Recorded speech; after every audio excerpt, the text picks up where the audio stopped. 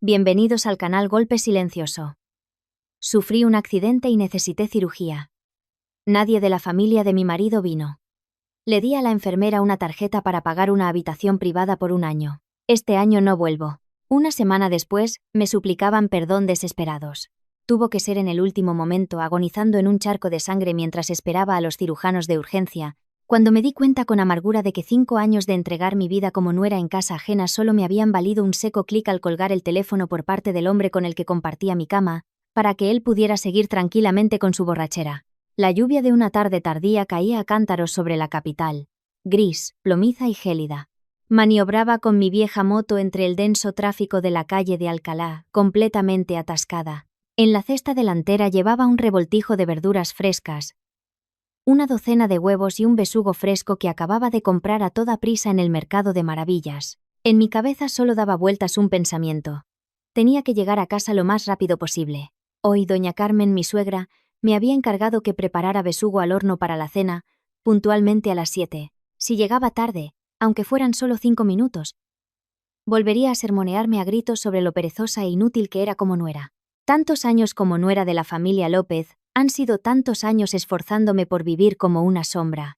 Me levantaba a las 5 de la mañana para ir al mercado, cocinar, limpiar y luego salir corriendo a la oficina. Al salir del trabajo me lanzaba a la calle como un torbellino para llegar a tiempo de preparar la cena para 3 personas que siempre esperaban sentadas majestuosamente en el sofá. Mi marido, Marcos, mi suegra y mi cuñada Sofía. Soportaba, aguantaba, solo deseaba la paz familiar. Pero parecía que el sacrificio de una mujer en esa casa siempre se daba por sentado. Justo cuando estaba tomando una curva cerrada cerca de un paso elevado, un camión de materiales de construcción que se saltó un semáforo en rojo se abalanzó directamente hacia mí. La luz brillante de sus faros me cegó. Solo alcancé a oír el chirrido ensordecedor de los frenos rasgando la cortina de lluvia. El camión dio un volantazo brusco, pero la caja aún así me golpeó con fuerza. Un impacto terrible me lanzó por los aires, aterrizando en el asfalto empapado. Mi mundo se puso del revés. Un dolor desgarrador que me partía las entrañas se extendió desde mi pecho por todo el cuerpo. Oí claramente el crujido de mis costillas al romperse. La sangre brotaba de mi frente, mezclándose con el agua de lluvia salada que se deslizaba en la comisura de mis labios. A mi alrededor, los gritos de pánico de los transeúntes y el estruendo de las bocinas creaban una cacofonía caótica. Mi vista se nublaba. Mi respiración se volvía entrecortada y agónica. Sentí vagamente que alguien me levantaba en brazos y me metía en una ambulancia. Un peatón había llamado al 112. Mientras un motorista se paró para evitar que otros coches me atropellaran. Pocos minutos después, la ambulancia y la policía municipal llegaron. Acordonaron rápidamente la escena, interrogaron a los testigos y anotaron la matrícula del camión. Una agente de policía me dijo que revisarían las cámaras de la zona, levantarían el atestado del accidente y guiarían a mi familia en los trámites del seguro una vez que superara la fase crítica. El médico, con su bata azul manchada de sangre, se acercó a mi camilla. Su voz sonaba apremiante. Me informó de que tenía 3 costillas rotas. Una esquirla de hueso había perforado un pulmón, causando un hemotórax y un neumotórax. Sufría una insuficiencia respiratoria y una pérdida de sangre que progresaban rápidamente. Era necesaria una intervención inmediata para drenar y detener la hemorragia, e incluso una toracotomía si el sangrado era severo. Dijo que la operación era de alto riesgo y se necesitaba un consentimiento informado. Si no se podía contactar a la familia, el hospital procedería con una intervención de emergencia y solicitaría mi firma o huella dactilar si aún estaba consciente. Una joven enfermera buscó apresuradamente en mi bolso empapado y sacó mi teléfono. La pantalla estaba rota, pero afortunadamente aún funcionaba. Me preguntó rápidamente el número de mi familiar más cercano y activó el altavoz, marcando ella misma para ahorrar tiempo. Apenas pude asentir, respirando con dificultad por el dolor en el pecho. En el umbral entre la vida y la muerte, todavía albergaba una pequeña esperanza de que Marcos, el hombre con el que había compartido mi vida durante 5 años, correría a mi lado aterrorizado. El tono de llamada sonaba, largo, rítmico y gélido. Cuando descolgaron, en lugar de una voz familiar, del otro lado del teléfono llegó el estruendo de música a todo volumen. El tintineo de copas y las risas, y el alboroto de una fiesta. Marcos contestó. Su voz irritada y cortante resonó en mi oído. Me preguntó qué demonios quería a esas horas. ¿No sabía que estaba ocupado con clientes importantes? Intenté tomar una bocanada de aire con dificultad. El dolor en el pecho me hizo apretar los dientes con fuerza. Con un hilo de voz, le dije palabra por palabra que había tenido un accidente de tráfico muy grave y que estaba en urgencias en el Hospital La Paz. Le transmití que el médico decía que tenía una hemorragia interna y necesitaba cirugía de inmediato, que viniera a firmar los papeles. La atmósfera al otro lado del teléfono se detuvo por un segundo. Pero en lugar de pánico, Marcos soltó una risa seca. Me espetó con voz dura que dejara de hacer teatro. Dijo que en qué accidente se podía hablar con tanta claridad, que seguro que solo quería que volviera a casa pronto para ayudar a limpiar. Mi corazón se sintió como si alguien lo estrujara. Me mordí el labio hasta sangrar suplicándole. Por favor, créeme, casi no puedo respirar. De repente, se oyó un forcejeo al otro lado. La voz estridente de doña Carmen, mi suegra, se interpuso. Le había arrebatado el teléfono a su hijo. Sus palabras venenosas cayeron en mis oídos como cuchilladas sucesivas sobre mi herida abierta. Carmen me maldijo, llamándome calamidad, que apenas había amanecido y ya traía mala suerte a su casa. Me acusó de ser una vaga, de saber que tenía invitados y fingir un accidente para escaquearse de cocinar y servir. Dijo que la familia López había tenido muy mala suerte al acoger a una nuera tan quejica como yo. Que si no quería cocinar, que me largara de casa, pero que no me dedicara a traer malfario. Cerré los ojos con fuerza, el dolor era insoportable. Las lágrimas brotaron, mezclándose con la sangre de mis mejillas. La enfermera a mi lado escuchó cada una de esas palabras crueles. Su rostro mostraba una mezcla de estupefacción y compasión. Me quitó el teléfono de la mano y le habló en voz alta al aparato para explicar la situación. Afirmó que yo estaba al borde de la muerte, que si no me operaban de inmediato, moriría. Pero en respuesta a la urgencia de la enfermera, Marcos recuperó el teléfono, su voz sonaba completamente desprovista de humanidad. Dijo que los médicos hicieran lo que tuvieran que hacer según el protocolo, que él estaba ocupado con clientes y no podía irse, que cuando terminaran de operar le enviaran un mensaje y ya está. El tono de fin de llamada sonó seco y cruel. Marcos había colgado. El teléfono se me resbaló de la mano lánguida y cayó al suelo de baldosas con un clac. A mi alrededor, todo quedó en silencio. Solo el pitido rítmico del monitor cardíaco. Mi cuerpo estaba destrozado por el accidente, pero el dolor no era tan agudo como la devastación que sentía en lo más profundo de mi alma. 5 años de mi juventud entregados en cuerpo y alma, solo para recibir un búscate la vida de esa familia. El tiempo se agotaba. Mi rostro se volvía cada vez más pálido por la pérdida de sangre. El médico de urgencias frunció el ceño y ordenó a la enfermera que intentara contactar con otro familiar por todos los medios. En la más profunda desesperación y soledad, me acordé de mi madre, Isabel, que vivía en nuestro pueblo de Toledo, la misma a la que, desde que me casé, había descuidado por estar tan ocupada con mi familia política. A los 2 tonos, la voz cálida y preocupada de mi madre sonó al otro lado. Al oírla, toda la contención que había dentro de mí se rompió. Con un hilo de voz conseguí decir: «Mamá, sálvame». El silencio al otro lado fue aterrador. Luego oí cómo mi madre dejaba caer algo, que se rompía contra el patio. La oí gritar mi nombre y el de mi hermano, Javier. Menos de 30 minutos después, la puerta de cristal de urgencias se abrió de golpe. Mi madre y Javier entraron como flechas. Sus ropas estaban empapadas por la lluvia, los bajos de sus pantalones todavía manchados de barro. Al verme inmóvil en la camilla, cubierta de sangre, mi madre se desplomó en el suelo. Se acercó a mí a trompicones. Sus manos callosas y temblorosas tocaron mi rostro helado. Las lágrimas corrían por sus mejillas mientras sollozaba mi nombre con el corazón roto. Javier, con los ojos inyectados en sangre, el pecho subiendo y bajando por la ira y el pánico, recorrió la sala con la mirada y luego agarró al médico por la bata, preguntándole atropelladamente por mi estado. Cuando se enteró de que necesitaba cirugía urgente y que ni un alma de la familia de mi marido había aparecido, las venas de su frente se hincharon. Golpeó con fuerza la pared blanca a su lado, maldiciendo entre dientes la bajeza de la familia de Marcos. El médico le entregó el formulario de consentimiento. Javier, sin dudar ni medio segundo, agarró un bolígrafo y firmó con un trazo rápido. Agarró la mano del médico. Su voz firme y resonante. Declaró que harían cualquier cosa para salvarme, sin importar el coste. Aunque tuvieran que vender la casa y las tierras, su familia se haría cargo.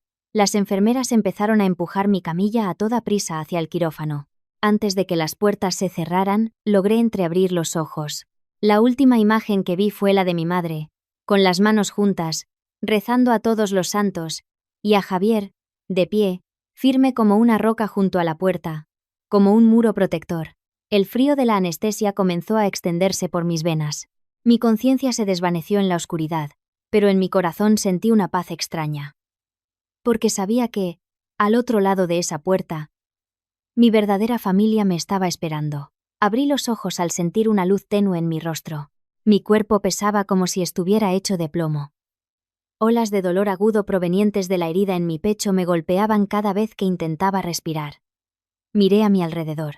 Era la unidad de cuidados intensivos, la UCI. El aire estaba cargado de olor a antibióticos, mezclado con el zumbido de las máquinas y el pitido rítmico de mi corazón en el monitor.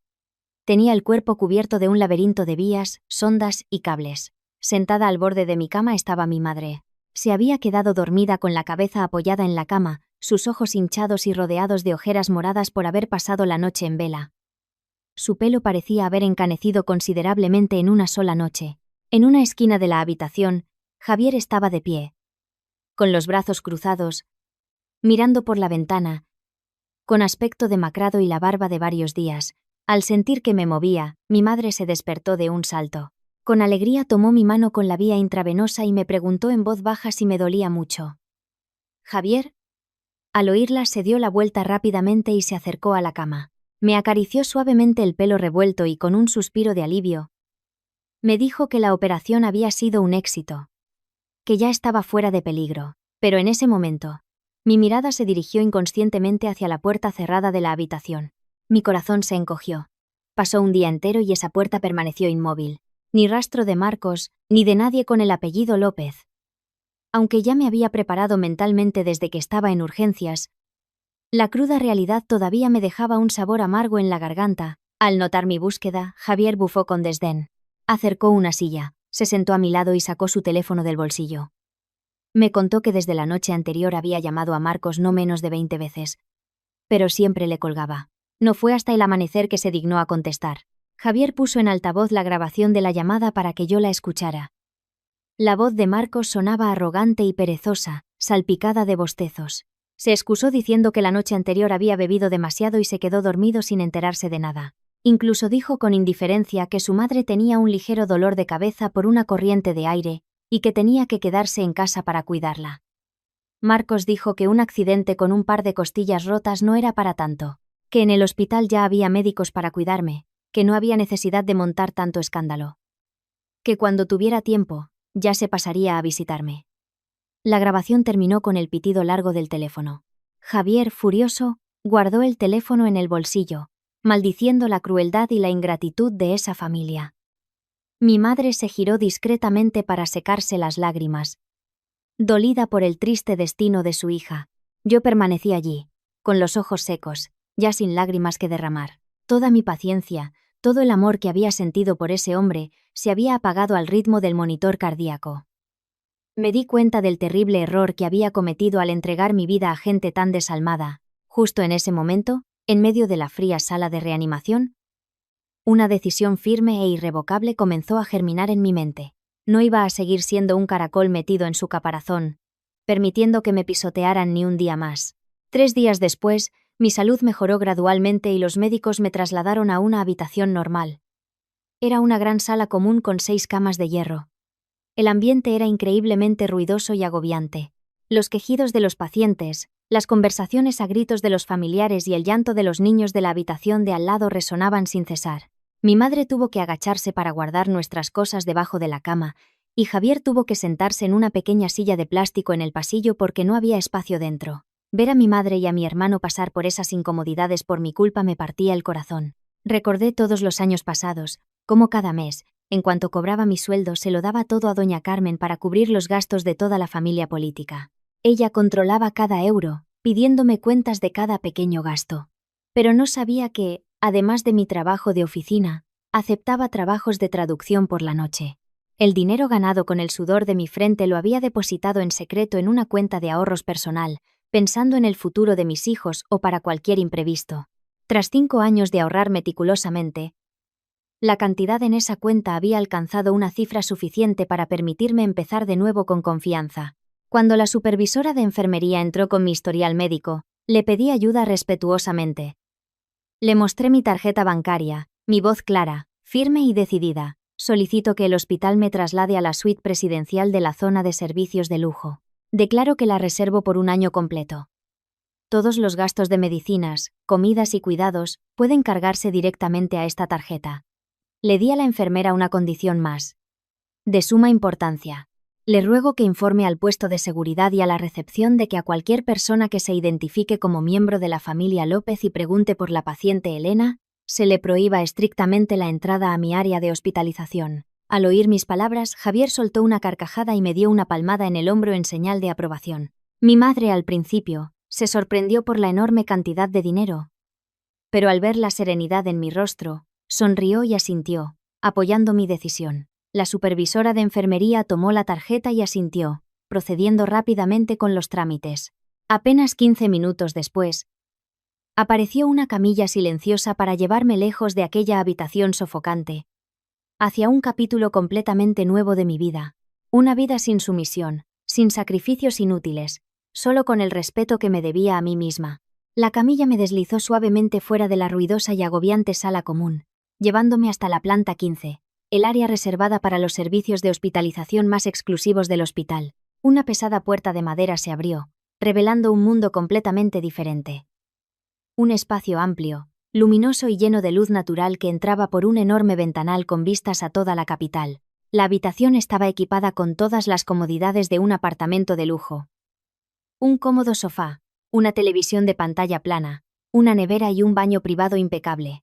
El penetrante olor a desinfectante había sido reemplazado por el suave aroma a aceite esencial de citronela. La enfermera me ayudó a acostarme en la cama de colchón grueso, ajustando cuidadosamente la altura del cabecero para aliviar el dolor de mi herida. Mi madre entró detrás, dejando tímidamente su bolso en una esquina. Sus ojos no podían ocultar el asombro ante la elegancia de la habitación. Javier asentía, satisfecho. Abrí un poco las cortinas para dejar entrar el sol de la mañana. Ver la sonrisa amable de mi madre y la tranquilidad en el rostro de mi hermano hizo que todo mi dolor físico pareciera desvanecerse. Tras darme algunas instrucciones sobre la medicación y la dieta, la enfermera se fue, dejándonos en completa privacidad. Entrecerré los ojos, respiré hondo. Mi pecho todavía dolía, pero la paz en mi alma nunca había sido tan palpable. En los 5 años transcurridos desde que me casé con la familia López, nunca había tenido una noche de sueño ininterrumpido ni un solo día de descanso real. Mi madre abrió con cuidado un termo con sopa de pollo y fideos que había preparado ella misma esa mañana. El vapor ascendía, desprendiendo un aroma delicioso a caldo casero y pollo desmenuzado. Con cuidado me daba pequeñas cucharadas, soplándolas para enfriarlas. El sabor reconfortante de la sopa, la calidez del amor maternal, me hicieron sentir un nudo en la garganta. Mi madre me regañó con cariño, preguntándome por qué había aguantado tanto en silencio, sin quejarme de nada, hasta llegar a estar tan pálida y delgada. Javier, a mi lado pelando una manzana, añadió que había sido una tonta por desvivirme por una familia que no me valoraba. Sus reproches desnudaron recuerdos que siempre había intentado ocultar. Recordé las frías mañanas de invierno, cuando toda la familia política aún dormía plácidamente. Y yo ya estaba en pie desde las 4:30. Tenía que preparar el desayuno según los gustos de cada uno. Marcos quería tostadas con tomate y jamón. Doña Carmen, café con leche y galletas. Y mi cuñada Sofía siempre pedía churros con chocolate. Si algo no estaba a su gusto o el café estaba un poco frío, tenía que soportar sus miradas de desaprobación y las quejas de mi suegra durante todo el día. En las reuniones familiares o en Navidad, la casa de los López siempre se llenaba de parientes. Yo sola tenía que encargarme del mercado, de cocinar y de limpiar para decenas de personas. Marcos se dedicaba a brindar con sus tíos. Sofía se pavoneaba con sus vestidos nuevos mientras miraba el móvil. Y doña Carmen se ocupaba de presumir ante los vecinos de la falsa opulencia de la familia. Cuando la fiesta terminaba, los platos se amontonaban como una montaña en el patio helado. Yo me quedaba fregando hasta que mis brazos estaban exhaustos, mis dedos arrugados y enrojecidos por el agua fría. Nunca nadie en esa casa me preguntó si estaba cansada ni me dijo que descansara y comiera algo caliente. A sus ojos, yo no era una nuera, ni una esposa a la que respetar. Era simplemente una criada gratuita. Una máquina programada para satisfacer todas sus necesidades. Pero ahora, tumbada en esta suite de lujo, decidí deshacerme para siempre de esa coraza de sumisión y cobardía. Solía pensar que el sacrificio incondicional me ganaría su comprensión y su amor. Pero el terrible accidente de tráfico me había dado una bofetada de realidad. Cuando estaba al borde de la muerte desangrándome en el asfalto, las mismas personas por las que me había desvivido me empujaron al abismo de la crueldad. Marcos estaba ocupado con su copa de vino. Y doña Carmen, con sus apariencias. Dejaron mi vida en manos de los médicos sin una pizca de compasión o prisa. Javier interrumpió mis pensamientos ofreciéndome un plato de manzana cortada con esmero. Me dio un trozo y me dijo que me recuperara tranquila, que no me preocupara por el dinero. Que él y mi madre estaban allí para protegerme. Tomé la manzana y la mastiqué lentamente. Mi corazón se sentía ligero. La verdadera paz no consiste en intentar complacer a los demás, sino en estar con aquellos a quienes realmente les duele verte llorar. Este año, y todos los que vendrán, viviré para mí misma. La atmósfera tranquila y cálida en la suite del hospital duró 3 días completos. Mi salud mejoraba rápidamente gracias a los mejores cuidados médicos y a la nutritiva dieta que mi madre preparaba. La herida en mi pecho comenzaba a cicatrizar. Ya no tosía hasta el punto de llorar de dolor. Cada tarde, le pedía a mi madre que me ayudara a sentarme, apoyada en un cojín blando, para contemplar la ciudad desde las alturas. La sensación de ser libre. Sin tener que preocuparme por qué cocinar esa noche o qué comprar mañana en el mercado, me llenaba de una euforia inmensa. La puerta se entreabrió de repente y una figura masculina alta e imponente irrumpió, empujando a mi madre hacia atrás. Era Marcos. Llevaba una camisa arrugada, el pelo revuelto y el rostro enrojecido por la ira. Al verme tranquilamente recostada leyendo una revista en la cómoda cama del hospital, sus ojos se abrieron de par en par con una mezcla de asombro e indignación. Se acercó a grandes zancadas a mi cama y, señalándome con el dedo, siseó entre dientes. Marcos me preguntó a gritos qué teatro estaba montando. Se quejó de que la casa llevaba días inundada de basura, que la ropa sucia se acumulaba en la lavadora sin que nadie la tendiera. Su madre se lamentaba de no tener una buena comida caliente. Toda su familia había estado comiendo fideos instantáneos y pidiendo comida a domicilio durante toda la semana. Dijo que se había tomado la molestia de venir a buscarme a la zona de cuidados intensivos para llevarme a casa a limpiar. Pero una enfermera le informó de que me había trasladado por mi cuenta a esta zona de lujo. Marcos miró boquiabierto la opulenta habitación y luego me clavó la mirada, preguntando con voz áspera de dónde había sacado la enorme cantidad de dinero para pagar una suite presidencial que costaba cientos de euros al día. Me acusó de haber robado los ahorros de la familia para darme este capricho. Cerré la revista y la coloqué con cuidado en la mesita de noche. Levanté la vista y miré directamente al hombre al que una vez llamé marido. Mi mirada era fría, desprovista de cualquier emoción. Le respondí con calma que el dinero para la habitación era fruto de mi sudor y mis lágrimas, y no tenía nada que ver con él ni con la familia López. Le recordé aquella noche de tormenta. Cuando le supliqué que firmara los papeles para mi operación, me había abandonado para seguir bebiendo. Ahora no estaba muerta, pero el vínculo matrimonial entre nosotros sí lo estaba. Completamente. Marcos se quedó sin palabras por un momento.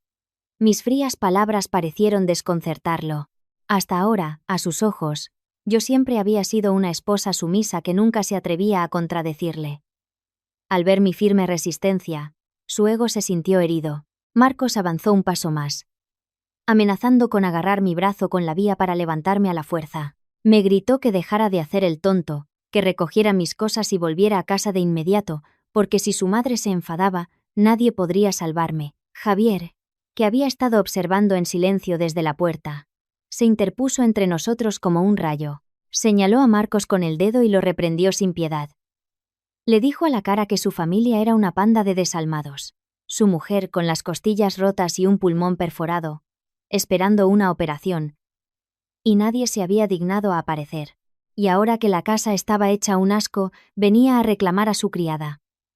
Javier declaró rotundamente que, a partir de ese momento, yo ya no pertenecía a la familia López.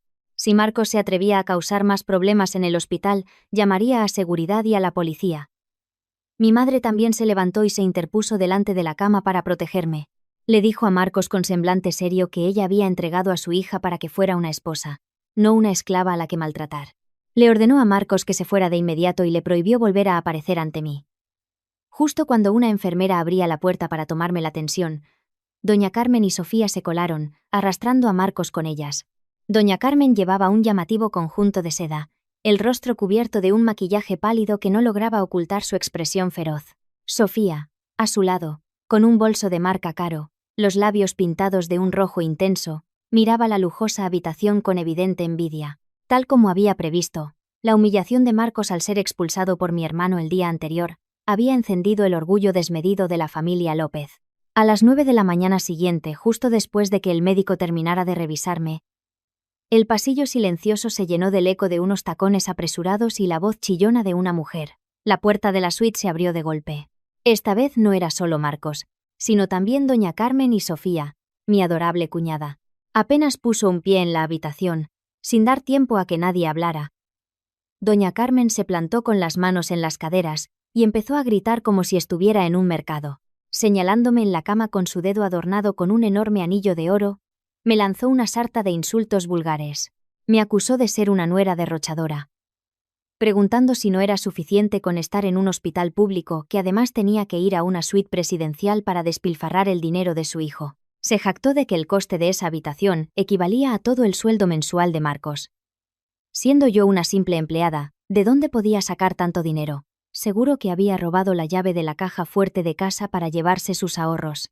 Sofía, a su lado, se unió rápidamente al coro de su madre. Con un gesto de desprecio, dijo que yo fingía estar enferma para eludir mis responsabilidades, dejando que su madre tuviera que cocinar y fregar, mientras yo disfrutaba de una cama cómoda como una reina. Insistió en que mi herida era solo un rasguño superficial, que un accidente de tráfico normal se curaba con unas vendas y unos días de medicación en casa, sin necesidad de alquilar una suite.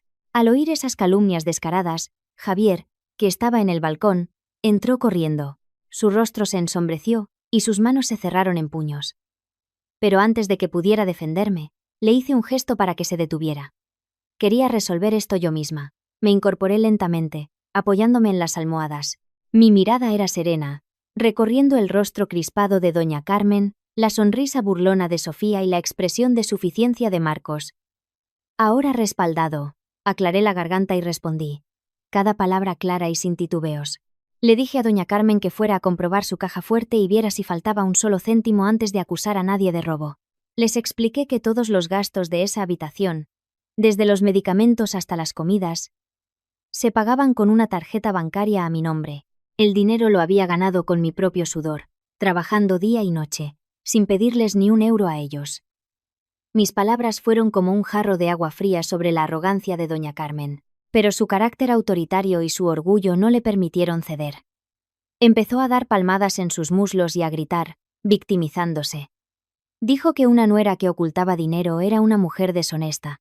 Exigió que le entregara inmediatamente la tarjeta bancaria a Marcos para que la administrara y que hiciera los trámites para el alta y volviera a casa a cocinar. Doña Carmen me amenazó.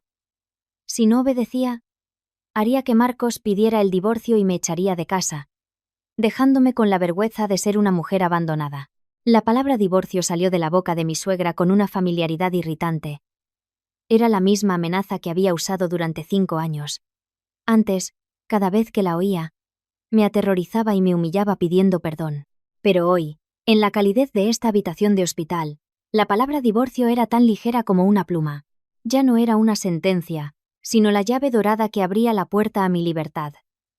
Esbocé una leve sonrisa, una mezcla de desprecio y lástima por su bajeza. Miré a Marcos directamente a los ojos y asentí con firmeza. De acuerdo. Acepto el divorcio. Dile a tu abogado que prepare los papeles. En cuanto me den el alta, los firmaré sin dudarlo. Mi respuesta los dejó a los 3 boquiabiertos. Estaban acostumbrados a una nuera sumisa. Ver mi resistencia tan firme los descolocó por completo. El silencio se apoderó de la habitación por un instante, antes de que doña Carmen se recuperara y comenzara un escándalo aún mayor. Al ver que no temía su amenaza de divorcio, se sintió profundamente humillada. La ira deformó su rostro. Se abalanzó hacia mí, intentando agarrar la revista que tenía en la mesita para tirármela. Sofía también se unió, insultándome a gritos, acusándome de ser una mujerzuela que, ahora que tenía dinero, quería abandonar a su marido, seguro que porque tenía un amante. Sus gritos resonaron en el tranquilo pasillo del área VIP. Mi madre, Aterrorizada, se interpuso para protegerme. Javier avanzó, dispuesto a echarlos por la fuerza. Pero no quería que mi hermano se metiera en problemas. Con calma, alcancé el control remoto de la cama y presioné el botón de emergencia. El sonido de la alarma llenó la habitación. Segundos después, una enfermera entró corriendo y, al ver la escena, llamó a seguridad por su radio. Pocos minutos después, 2 guardias de seguridad aparecieron y les pidieron que abandonaran la habitación. La escena que encontraron fue a doña Carmen gritando y gesticulando, y a Sofía lanzando miradas amenazantes. Yo permanecía sentada en la cama, pálida pero con una mirada tranquila. Me dirigí al personal de seguridad con voz clara y autoritaria. Por favor, saquen a estas 3 personas de mi habitación. No son mis familiares. Han entrado por la fuerza para insultarme y amenazarme, afectando gravemente a mi recuperación. Los guardias de seguridad actuaron de inmediato, pidiéndoles con firmeza pero educación que se retiraran. Al ver a la seguridad, Marcos se acobardó e intentó hacer retroceder a su madre, pero doña Carmen en pleno arrebato apartó bruscamente al guardia, gritando que era un asunto de familia y que no tenían derecho a intervenir. El jefe de seguridad dio la orden de usar la fuerza. 2 guardias sujetaron a doña Carmen mientras otro apartaba a Sofía y Marcos, escoltándolos a la fuerza hacia la puerta, a pesar de los gritos y las maldiciones de ella, que resonaron por toda la planta 15. La humillación para la familia López fue aún mayor en el vestíbulo del área VIP. Pacientes, médicos y familiares los miraban fijamente mientras eran arrastrados. Los susurros y las críticas no se hicieron esperar. Algunos criticaban a doña Carmen por su falta de decoro a su edad. Otros se burlaban de Marcos por ser un cobarde que permitía que su madre y su hermana acosaran a su esposa enferma. Sofía, roja de vergüenza, se cubrió la cara con su bolso de marca y corrió hacia el ascensor. Marcos, igualmente abochornado, arrastró a su madre, que todavía intentaba lanzar un último insulto. Las puertas del ascensor se cerraron, tragándose a esas 3 figuras crueles y su humillación pública. En la habitación, respiré aliviada. La supervisora de enfermería se acercó para comprobar mi pulso y me ofreció un tranquilizante. Lo rechacé con una sonrisa, agradeciéndole su rápida intervención. Por primera vez en mi vida me había enfrentado a mi familia política y había ganado. Aunque la victoria venía acompañada de agotamiento y dolor, me hizo darme cuenta de que cuando una es lo suficientemente fuerte y decidida, nadie tiene derecho a pisotear su dignidad. Expulsados del hospital ante la mirada burlona de todos, la familia López regresó a casa consumida por la ira. Con su carácter egoísta y rencoroso, doña Carmen no podía tragarse esa humillación. Como no podían volver al hospital a armar jaleo, recurrieron a las redes sociales para difamarme. Esa misma noche, mientras me preparaba para dormir, el teléfono de mi hermano empezó a vibrar sin parar. Javier lo cogió y frunció el ceño. Era el grupo de WhatsApp de la familia política, llamado Gran Familia López, con más de 50 miembros. Su rostro se ensombreció mientras leía los mensajes. La ira hizo que las venas de su sien palpitaran. Al ver su reacción, le pregunté qué pasaba. Sabiendo que no podía ocultármelo, me pasó el teléfono. En la pantalla, doña Carmen acababa de publicar un larguísimo mensaje lleno de emoticonos llorando. Se presentaba como una suegra desdichada, contando a todos los parientes que habían tenido la desgracia de acoger a una nuera inmoral y depravada como yo. Inventó descaradamente que mi accidente había sido una farsa bien montada. Dijo que solo tenía unos rasguños, pero que había usado esa excusa para robar miles de euros de la caja fuerte de Marcos y darse la gran vida en una suite de lujo. Sofía no tardó en echar más leña al fuego. Con malicia, escribió que me había visto con sus propios ojos abrazando a un hombre rico y desconocido en mi habitación.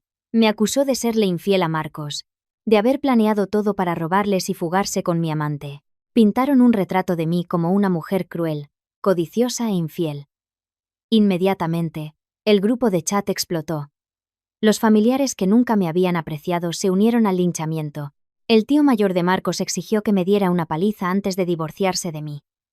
La tía de Marcos comentó que siempre había pensado que yo tenía cara de ser una mujerzuela. Otros tíos y primos se sumaron, criticando a mis padres por no haberme educado bien. Decenas de mensajes insultantes aparecían sin cesar. Javier temblaba de rabia. Cogió el teléfono, dispuesto a responder y defender mi honor, a contarles cómo Marcos me había abandonado en urgencias, pero le detuve la mano y negué con la cabeza. Le quité el teléfono, apagué la pantalla y lo dejé a un lado.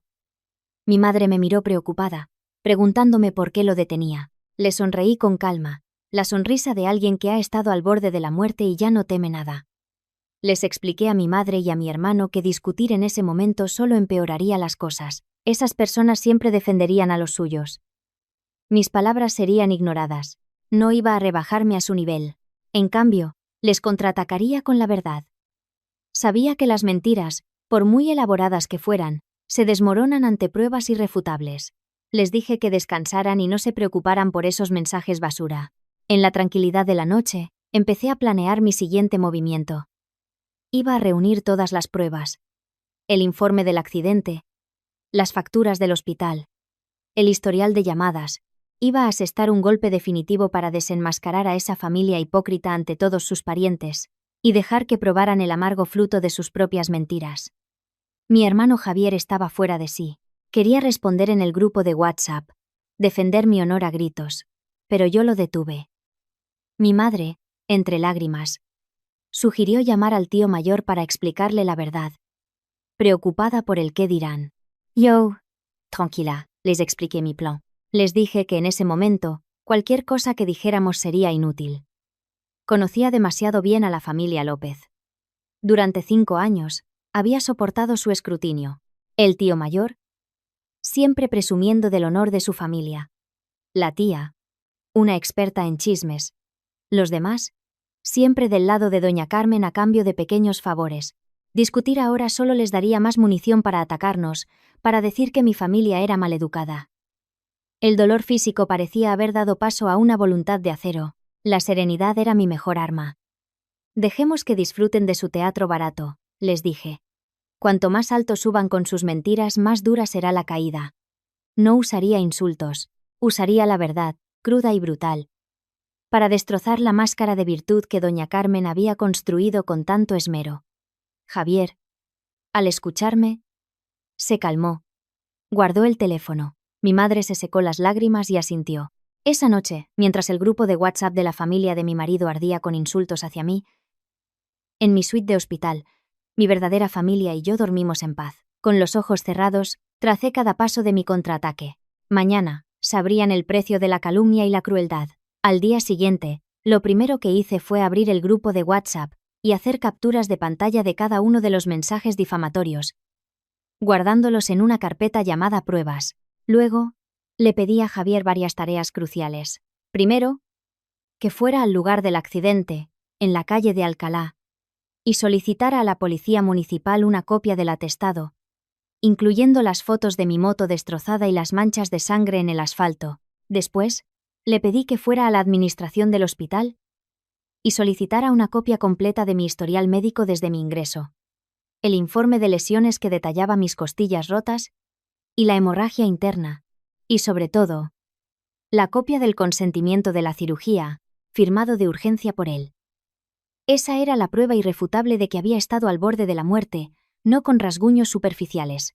Mientras Javier estaba fuera, llamé a la enfermera y le pedí un desglose detallado de todos los gastos médicos, desde la UCI hasta la suite privada. También hice capturas de pantalla de la aplicación de mi banco, mostrando las transferencias para pagar las facturas, donde figuraba claramente mi nombre como titular de la cuenta y el dinero saliendo de mis ahorros personales. Finalmente, abrí el historial de llamadas de mi teléfono roto. El dolor volvió al ver el número de Marcos en la hora exacta de mi accidente. Una llamada de menos de 1 minuto, seguida de decenas de llamadas perdidas de mi hermano que él había ignorado. Cada imagen guardada era una puñalada que confirmaba la traición. A las 3 de la tarde, Javier regresó con una gruesa carpeta. Me entregó los documentos, las fotos del accidente, el informe médico con su jerga alarmante, las facturas pagadas por él. Todo claro, innegable. Le pedí que fotografiara cada documento con la máxima nitidez. Reuní todo en mi teléfono. Las calumnias del chat, las fotos del accidente, el historial médico, el registro de llamadas ignoradas y las facturas pagadas por mí. Era una bomba de relojería a punto de estallar en medio de esa familia falsa. Mi madre suspiró al ver las pruebas. La bondad, si se entrega a la persona equivocada, se convierte en estupidez, le dije. Estas pruebas no son solo para limpiar mi nombre. Son mi pasaporte para cortar esta relación tóxica con la cabeza bien alta. El reloj marcó las 8 de la noche. Sabía que a esa hora, toda la familia López estaría con sus teléfonos, quizás esperando mi súplica de perdón. Me senté erguida en la cama, con mi madre y mi hermano a mi lado, conteniendo la respiración, sin miedo, sin ansiedad, solo con la calma que precede a la tormenta que yo misma iba a desatar.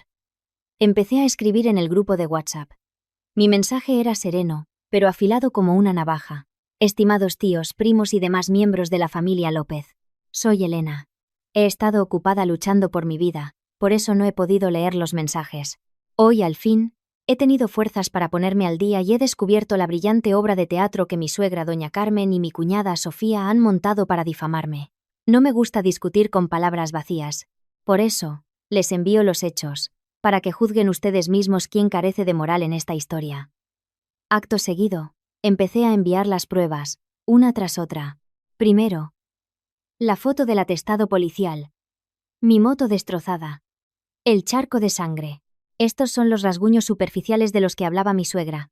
Escribí. Segundo, el informe médico del hospital, con el sello oficial, detallando las costillas rotas, el pulmón perforado y la hemorragia interna. Tercero, el consentimiento de la cirugía, resaltando en amarillo el nombre de mi hermano como firmante. Junto a él, la captura de pantalla del historial de llamadas. Mientras yo agonizaba, llamé a mi marido para que me salvara. Me dijo que los médicos se las arreglarán, y colgó para seguir bebiendo. Mi hermano lo llamó decenas de veces, pero él apagó el teléfono. Fueron mi madre y mi hermano quienes vinieron bajo la lluvia para salvarme. Ni un solo López apareció. El golpe de gracia. Las facturas del hospital y los extractos bancarios. Aquí están los pagos. A mi nombre. Con el dinero de mi cuenta de ahorros. Fruto de mi trabajo extra durante 5 años. Jamás he tocado un céntimo de la caja fuerte de Marcos. Si mi suegra dice que le falta dinero, que vaya a la policía, en lugar de calumniar. Terminé con un párrafo final. 5 años como nuera. Sirviéndoles sin quejarme. A cambio, me abandonaron al borde de la muerte. Y cuando sobreviví, vinieron a insultarme y acusarme de robo e infidelidad. A partir de este segundo, rompo toda relación con la familia de doña Carmen. Presentaré la demanda de divorcio. Espero que la gran familia López pueda mantener ese honor del que tanto presumen. Revisé todo una última vez y pulsé enviar. La bomba había sido activada. Me recosté, sintiendo un profundo alivio. Mi hermano sonrió, orgulloso. Este ataque iba a desenmascarar a esa familia para siempre. Tras el bombardeo de pruebas, el grupo de WhatsApp quedó en un silencio sepulcral. Probablemente, los más de 50 miembros estaban ampliando cada imagen, incrédulos. La verdad había destrozado la narrativa de doña Carmen. 5 minutos después, el tío mayor rompió el silencio con un mensaje de voz, su tono temblaba de ira. Marcos, ¿es esto cierto? Tu mujer al borde de la muerte y tú de copas, eres una deshonra para esta familia. Inmediatamente, la tía, la misma que me había llamado mujerzuela, se volvió contra doña Carmen. La etiquetó directamente. Eres una mentirosa y una manipuladora. Nos usaste para atacar a tu nuera. Vieja cruel. No volveré a poner un pie en tu casa. El chat se convirtió en un avispero. Tíos, primos, todos expresaron su indignación. La vergüenza de haber sido engañados para insultarme se transformó en una furia colectiva contra la familia López. Los mensajes de repudio se sucedían. Un primo lejano escribió: tratan a su nuera peor que a un perro. Hasta un extraño se pararía a ayudar en un accidente. Todas las injurias que me habían lanzado el día anterior, ahora se las devolvían multiplicadas. Mi hermano leía los mensajes en voz alta, riendo con cada nuevo insulto hacia doña Carmen. ¡Qué jugada maestra!, exclamó. Mi madre, con lágrimas de alivio, murmuraba: gracias a Dios que se ha hecho justicia. Durante horas, el linchamiento virtual continuó. Ni doña Carmen, ni Marcos, ni Sofía respondieron. Habían sido silenciados por la verdad. Me los imaginaba encerrados en casa, pálidos, sin atreverse a mirar el móvil ni a salir a la calle por la vergüenza. El juego había cambiado. A la mañana siguiente sonó mi teléfono. Un número desconocido que reconocí como el secundario de doña Carmen. Contesté y puse el altavoz. Su voz ya no era chillona, sino un susurro meloso y tembloroso. Me llamó hija, suplicando perdón. Dijo que Marcos se había equivocado por estar borracho. que ella había hablado sin pensar por el disgusto. Me rogó que borrara las fotos del grupo, que dijera que nos habíamos reconciliado para acallar a los parientes, que en casa me esperaba una buena sopa para reponerme. Mi hermano bufó con desprecio. Yo sentí náuseas ante su hipocresía. No se arrepentían de haberme abandonado, solo de haber perdido su reputación. Con una voz gélida le respondí: «Deje el teatro, doña Carmen. La nuera sumisa que conocía murió en el asfalto esa noche. La mujer que le habla es una extraña. Rechacé su oferta de volver. Esa casa es un lugar sucio y cruel. Jamás volveré». Le dije que le comunicara a Marcos que mi abogado le enviaría los papeles del divorcio, que solo tenía que firmar.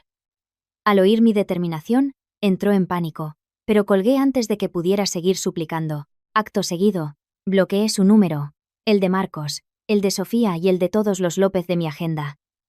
Abandoné el grupo de WhatsApp y borré todo rastro de ellos. Fue un acto rápido, limpio, definitivo, el punto final a la etapa más oscura de mi vida y el comienzo de mi libertad. Una semana después, mi vida en el hospital era un remanso de paz. Mi herida sanaba, y mi espíritu también. Podía caminar por la habitación, disfrutar de la compañía de mi madre y de las visitas de mi hermano. Mientras tanto, a 15 kilómetros de allí, la casa de los López se había convertido en un infierno. Sin mí, el hogar del que tanto presumía doña Carmen era un vertedero. Platos sucios acumulados, ropa enmohecida en la lavadora, el suelo pegajoso y la basura desbordándose. Acostumbrados a ser servidos, ahora se culpaban unos a otros en medio del caos. Una mañana, doña Carmen, hambrienta, gritó a Sofía para que se levantara a comprar el desayuno. Sofía se negó en rotundo, alegando que le estropearía su manicura de gel de 100 euros. La discusión subió de tono. Doña Carmen, furiosa, abofeteó a Sofía. Esta, en un arrebato, empujó a su madre. Doña Carmen perdió el equilibrio en la escalera y rodó hasta el suelo del salón, rompiéndose una pierna con un grito desgarrador. Justo en ese momento, Marcos llegaba del trabajo, agotado y estresado. Encontró a su madre en el suelo, a su hermana llorando y la casa en un estado deplorable. La llevó al hospital, donde le dijeron que necesitaba una operación costosa. Cuando fue a sacar dinero, descubrió que en su cuenta apenas quedaban 200 euros. Desesperado llamó a Sofía para que buscara los ahorros de su madre, pero ella le confesó que doña Carmen los había perdido todos en una mala inversión. El mundo de Marcos se vino abajo. Se dio cuenta de que durante 5 años no había sido el sostén de la familia, sino un parásito, igual que su madre y su hermana, viviendo de mi trabajo y mi sacrificio. Intentó pedir dinero a sus parientes, pero todos le colgaron el teléfono repudiándolo. Los vecinos lo señalaban y se burlaban de él. En medio de su miseria, un abogado tocó a su puerta. Era el mío. Le entregó la demanda de divorcio, ya firmada por mí, en la que renunciaba a cualquier bien material. Al ver los papeles, Marcos se derrumbó y rompió a llorar, ahogado en un arrepentimiento tardío. La familia López, acorralada por las deudas y la desgracia, decidió jugar su última carta. Pensaron que, con mi naturaleza compasiva, podrían manipularme. Alquilaron un taxi, metieron a doña Carmen con su pierna escayolada y arrastraron a Sofía al hospital. No intentaron subir, sabían que la seguridad se lo impediría. En su lugar montaron un espectáculo en el vestíbulo principal. Marcos se arrodilló en el suelo.